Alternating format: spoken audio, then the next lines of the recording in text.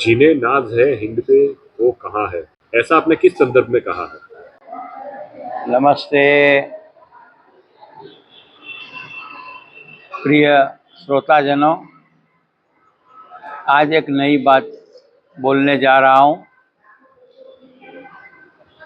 जिन्हें नाज है हिंद पर वो कहाँ है। हमने हिंद पर नाज करने की बात इसलिए कही कि आज़ादी के बाद हम लोग ये चाहते थे कि बहुत सारे लोग इस देश में से बहुत सारे लोग अच्छी तरह से जी पाए, गरीबी बेरोजगारी दूर हो जाए, स्वास्थ्य का प्रॉब्लम सॉल्व हो जाए, लोग अच्छी तरह से जीने लगे। तो ये इस तरह से हमने सोचा कि सबके जीवन में एक शुभ जीवन, शुभ दृष्टि आए और बहुत सारे लोग आनंद, प्रेम और शांति से जीना शुरू करें।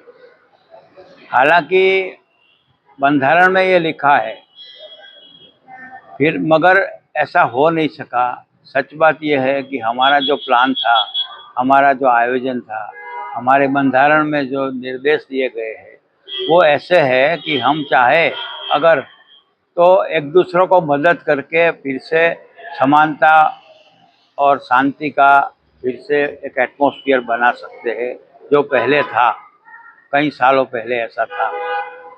तो अभी ये हम चाहे तो फिर से इसे बना सकते हैं, ऐसा एटमॉस्फेयर ला सकते हैं। तो उसके लिए हमें क्या करना होगा?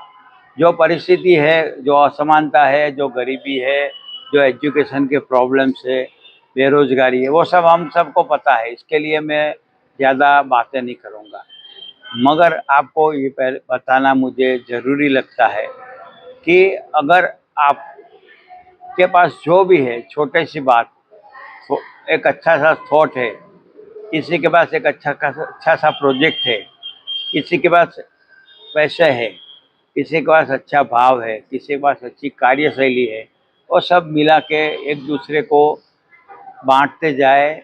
और ऐसी बात है कि साथी हाथ बटाना, एक दूसरे को सपोर्ट करके हम जीवन की नई राह बना सकते हैं। ये देश में बहुत सारी पीड़ाओं में की वजह है लोगों का स्वार्थ। जो पैसा कमाते हैं वो ज़्यादा कमाने के लिए पागल होते जाते हैं और ज़्यादा कमाते हैं, बहुत सारी गाड़ियाँ इकट्ठी कर लेते हैं। तो राजकारणी लोग हैं, जो पैसे वाले लोग हैं, वो गरीब और निचले तबके के जो लोग हैं उनके लिए कार्य करना भूल गए हैं। वो डोनेशन देते हैं तो डोनेशन के लिए भी वो फोटो निकलवाते हैं, मगर ये नहीं सोचते हैं कि ये डोनेशन कितना कारगर हुआ, ये डोनेशन से क्या भविष्य होगा। तो यहाँ एक बड़े उद्योगपति है, उन्होंने दान दिया स्कूलों में कंप्यूटर के लिए, मगर हालत ये हुई कि कंप्यूटर जहाँ जाने वाले थे उस स्कूलों में पानी पड़ता था, वहाँ इलेक्ट्रिसिटी की सुविधा नहीं थी, तो पूरी सिस्टम फेल हो गई।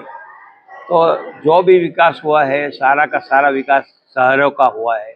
सिटीज़ डेवलप हुए हैं और गांव बर्बाद होते गए और गांव में कोई डेवलपमेंट नहीं हो रहा है। तो मैं आपको एक आह्वान देता हूँ, एक नई दुनिया बनाने के लिए, एक नया भविष्य बन सके, इस देश का कुछ गोल्डन फ्यूचर हो सके, उसके लिए आप सबको आह्वान देता हूँ। स्वामी अज्ञे भारती जो ओशो के सन्यासी है, उन्होंने एक बात कही है, सेव द प्लेनेट अर्थ। यह पृथ्वी एक है और उसके सारे देशों के बारे में हमें सोचना चाहिए, सारे लोगों के बारे में हमें सोचना चाहिए। अभी पृथ्वी में कोई एक देश अगर नुकसान में आएगा तो उसे बहुत सारे, उसकी इफेक्ट बहुत सारे देशों पर होगी और उसे उस परेशानी से बाहर निकालने के लिए बहुत से देशों को मदद करना होगा। तो ये प्लेनेट जो अर्थ बचाना है, तो सबसे पहला काम पर्यावरण करना है, पर्यावरण का डेवलप करना है। अमेरिका में आज जंगलों में जो आग लग रही है वो इंटेंशनली कर रहे हैं, क्योंकि उन्हें डेवलपमेंट करना है। और इस तरह की जंगलों में आग लगा के उस पूरी ज़मीन को नए से डेवलप करके उस एरिया को खाली करके वहाँ बड़े बड़े बिल्डिंग बनाने के लिए प्लान कर रहे हैं।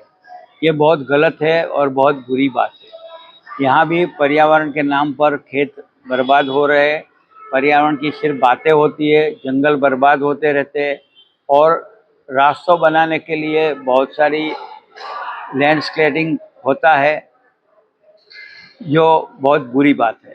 हिमालय में बहुत सारी जगह पर रास्ते बनाने की ज़रूरत नहीं है, बहुत सारा नुकसान हो गया है पर्यावरण को। हिमाचल प्रदेश में बहुत सारा नुकसान हुआ है।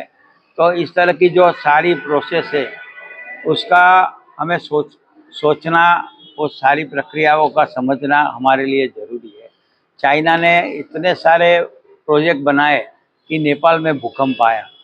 तो आज हम ये नहीं कह सकते कि जिसको जो करना है, जैसे जीना है वैसे जिए। अगर लाइफ संतुलित नहीं होगी, अगर एक देश संतुलन से सम्यक तरह से नहीं सोचेगा तो बहुत सारे देशों को नुकसान खामियाजा भुगतना पड़ेगा। ओजोन का परत धीरे धीरे टूटता जा रहा है। तो ये सारी की सारी प्रोसेस हमें समझनी होगी। तो सबसे पहले पर्यावरण का काम करना होगा। उस पर्यावरण के बाद हमें आर्थिक व्यवस्थाओं के बारे में बात करनी होगा कि सारी दुनिया में क्रिप्टो करेंसी अगर आएगी तो सारी दुनिया में एक सी व्यवस्था रहेगी इनकम की, और ये एक तरह की इनकम की जो व्यवस्था होगी तो बहुत सारी समस्या से हम बाहर आ सकते हैं। बहुत सारे गरीब लोगों को हम मदद कर सकते हैं। कुछ ऐसे लोग भी हैं जिन्होंने शादी का खर्च कम करके गरीबों को मकान बनाने के लिए, हॉस्पिटल बनाने के लिए काम किया है। तो हमारा भी ये प्लान है।